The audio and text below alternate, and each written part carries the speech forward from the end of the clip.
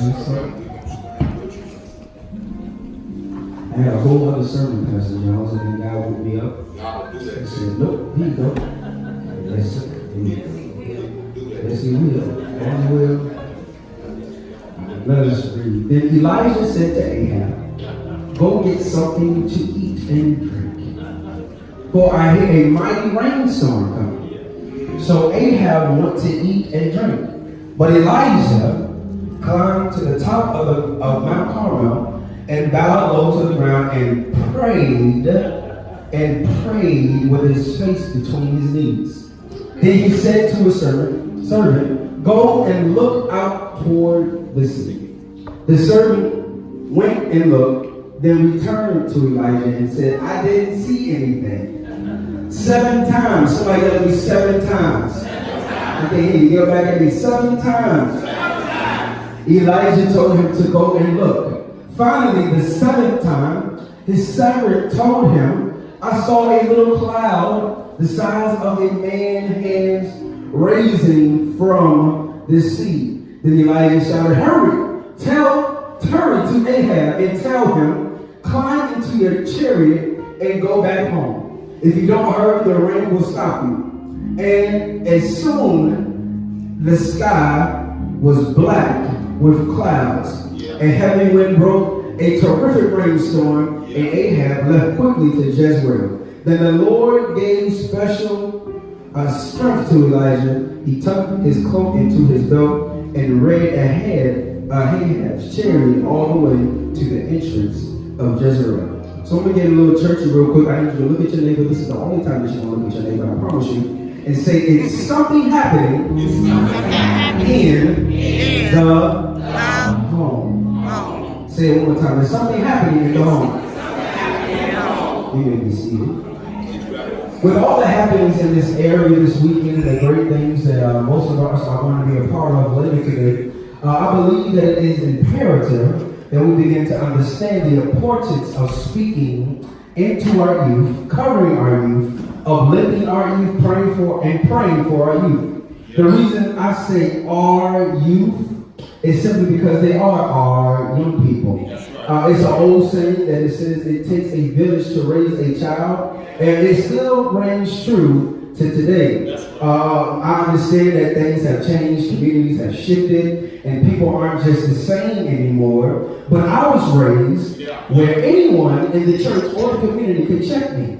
Follow me for a minute. I would be sitting down in the back of the church and not involved in praise and worship, and the mother would come and grab this soft part of my skin right here, twist it a little bit, and say, get up, the Lord has been too good for you to be sitting down. And the respectable young gentleman that I am, I would get up on my happy hips and just wait side to side and do something so she wouldn't bother me again. Or, I don't know if you guys are from around this area, but Pewsville, exit 10, I would be in that neighborhood, and Miss Davis, who lived down the street, would see me and the homies walking up and down Pewsville Road causing mischief, and she would look out the blinds to see me come to the door and say, ain't you Lori's boy? Or I'm going to tell her that you did such and such, and like me, I would go home and wait for my mama to come home, and soon enough, when she got home, I would be crying out to the Holy Spirit because my mama would tag my mom parts. Or, here we go again, another part of the community school. I would be in first grade, Miss Archie, at Florence Bowers Elementary School in Suffolk, Virginia. I would do something ridiculous like push people. I remember this. Push boys in the line and their heads will all hit each other and they get knocks on their head, call home, and then talk to my dad, and when I got home, another crying out to the Holy Spirit because I was getting tagged by my mom and my daddy. See, now here's the thing. I named 3 important pieces: the church, the community, and school. All of those takes a village to raise a child. Amen, do we agree?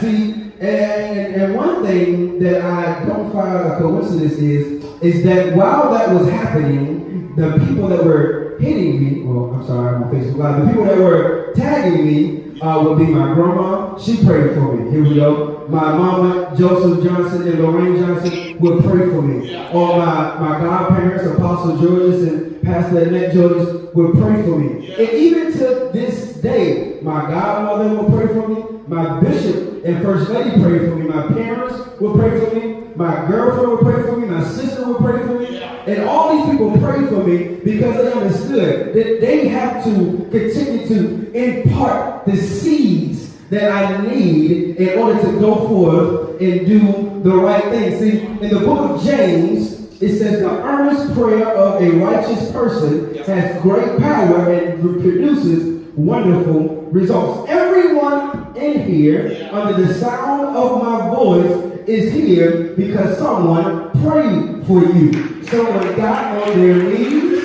folded their hands, bowed their head, and prayed for you.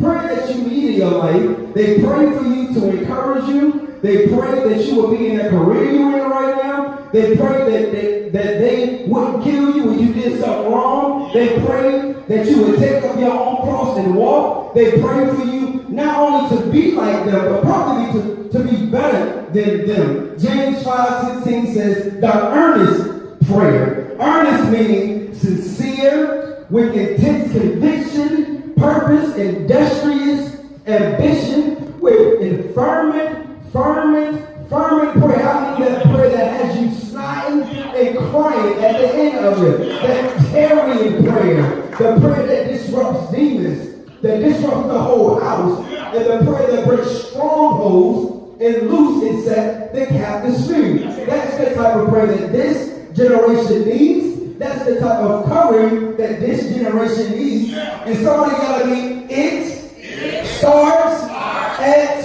home. And as we look at this passage, we pick up the story where Elijah, while on his way to the top of Mount Carmel, and he was with King Ahab and his servant. After reading this text, Pastor Jones, I began to speak with God about prayer and ask questions. Why did you bring me to this particular passage about prayer? It's several other passages about prayer that you could have taken me to, but this passage typically is preached about the rain portion and the blessings that you're going to get. But God began to speak to me and said, this can be a foundational passage for the family. Follow me for a minute, okay? I'm not going to be here for you long. He began to say to the families, he began to say to me that families need to get back to the foundation and building blocks, which is prayer. Just not any prayer, but prayer together. Communing with God together. Sitting down talking about God together.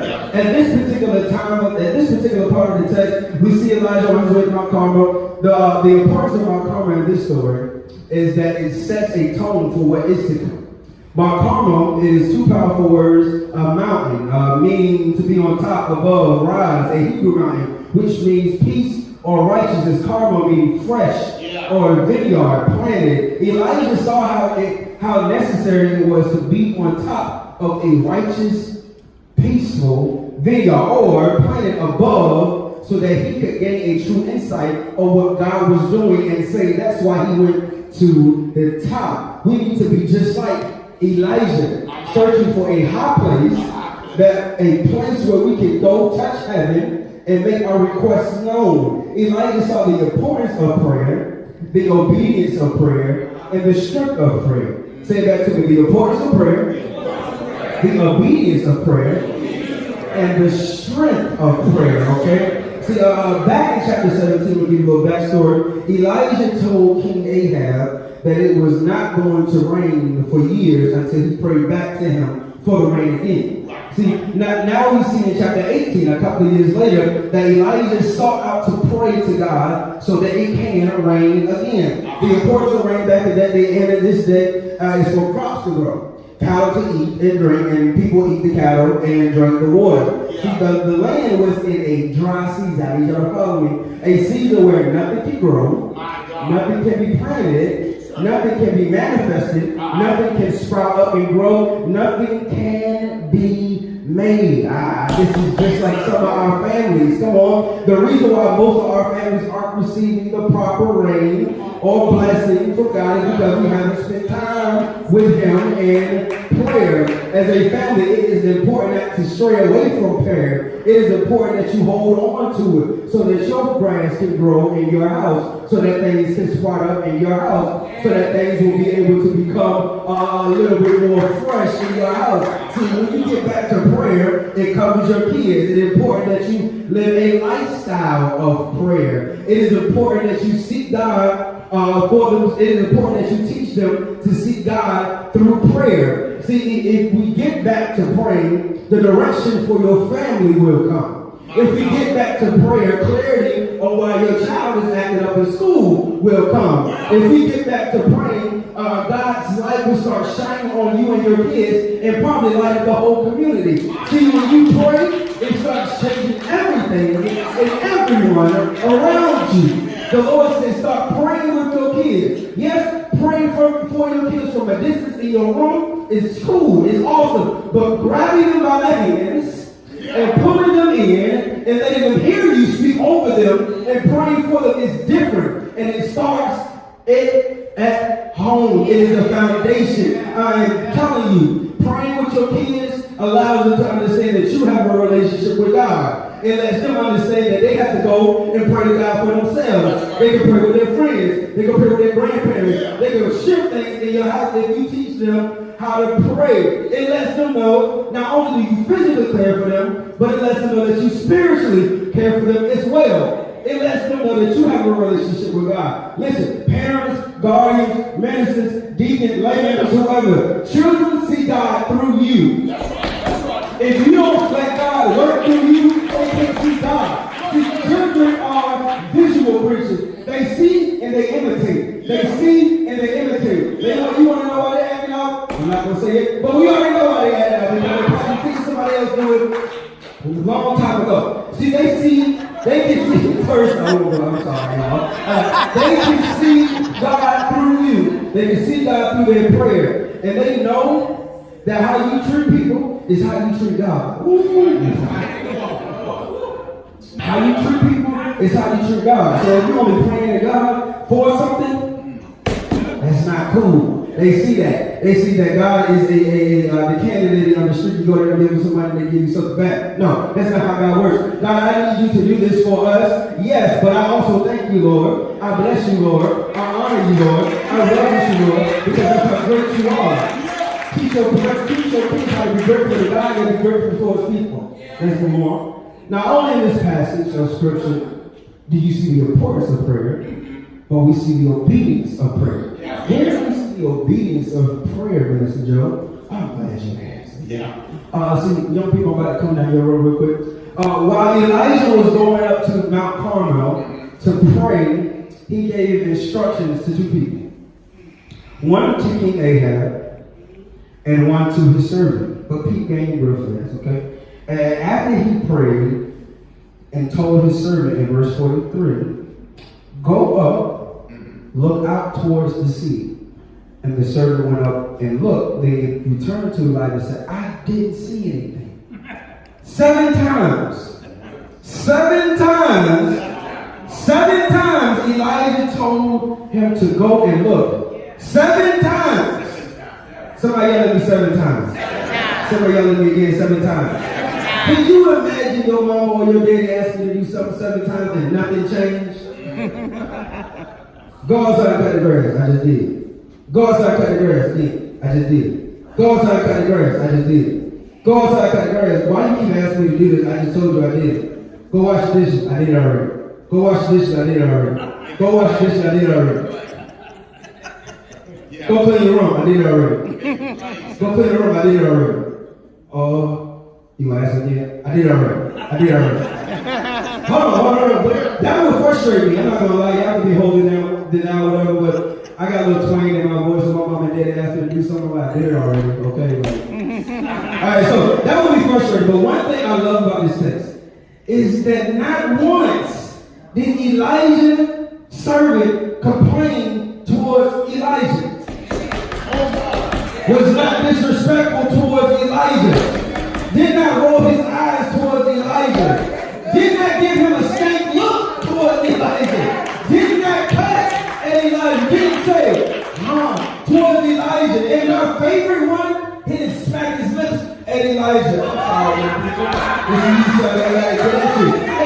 And he just obeyed the commandments that Elijah received through prayer. Elijah said, go up and look. The servant said, yes, sir. Elijah said, go up and look. The servant said, yes, ma'am. Elijah said, go up and look. He said, yes, no, yes, no. He said, yes. He just said yes over and over again 7 times. I don't care if he asked him 14 times. I'm pretty sure he would have did what Elijah told him to do. To my young people, one thing that you have to realize is that being obedient carries you a mighty long way. It takes you to a place high and lifted up. It takes you to a place that you probably don't deserve to be. Places you around people that you have no reason being around. But the Bible states, the Bible says in Samuel, 1 Samuel 15:22, that obedience is better than sacrifice. Some do not understand and realize that sacrifice is being obedient. In Ephesians 6, 1 through 3, it says, children, obey your parents because you belong to the Lord. For this is the right thing to do. Honor your father and mother. Honor your father and mother. This is the first commandment with a promise. If you honor your mother and father, things will go well for you on earth, and that you will have a long life on earth. There is the blessing that lies in your obedience. Obedience brings about grace. Obedience brings about favor. Obedience is better than sacrifice, and sacrifice is obedience. See, the last thing that this text speaks on and is the manifestation and the power of prayer. Looking at the text we see in verse 44, it states, finally, the 7th time, his servant told him, I saw a little cloud about the size of a man's hand raising from the sea. Then Elijah shouted, hurry to Ahab, tell him, climb into your chariot and go back home. The manifestation of prayer happened on the 7th time. Now, most of us in here know that 7 is the number of completion. God is not going to allow you to halfway pray to him. He needs you to complete the prayer. He needs you to complete the assignment. See, it's the consistent pursuit after God that allows things to manifest. Now, the change that you desperately need, that you desperately desire for your family, your job, your child, your spouse, it comes through prayer. The Bible states that the servant saw a little, somebody say a little, cloud about the size of a man's hand arising from the sea. See, I love this part of the text because it suggests that when you pray, things have to. Somebody yell at me, have to change. Things have to shift. Things have to begin to shake, rattle, and roll. Things have to do as God commands them to do through you. And it has no choice but to. It says a little, not a large, not a huge cloud, but a little. See, the servant knew what Elijah was looking for because they were both connected to the mission, which is to see rain cloud. See, when you pray with your kids, and you become connected, then they can begin to talk to you about what God is revealing to them, and that can be confirmation for you. I hear you. See, a little made them rejoice, not a lot. A little made them rejoice. When you start to see the changes in your kids, just a little, you rejoice because your prayers are starting to be answered. Young people, when you start praying for your parents, and they begin to change just a little, you start rejoicing for the change that is happening. Amen? See, when I love this text because it's talking about instructions. It's giving instructions through prayer. See, the word instruction means direction or order. See, and it says that Ahab went back to Jezreel. Jezreel means God will sow.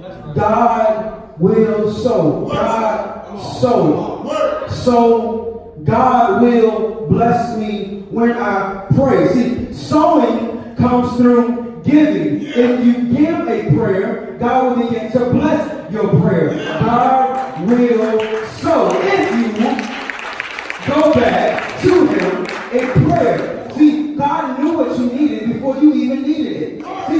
God knew how much you needed before you needed it. That bill that you got due, he knew how much you needed before you needed it. He just wants to hear you open your mouth and pray to him and ask for it. How dare us come into church when the Holy Spirit is and not ask him for anything or even reverence him? I'm sorry. That's all right. But we have to understand that your mouthpiece makes room for you. Your praise makes room for you.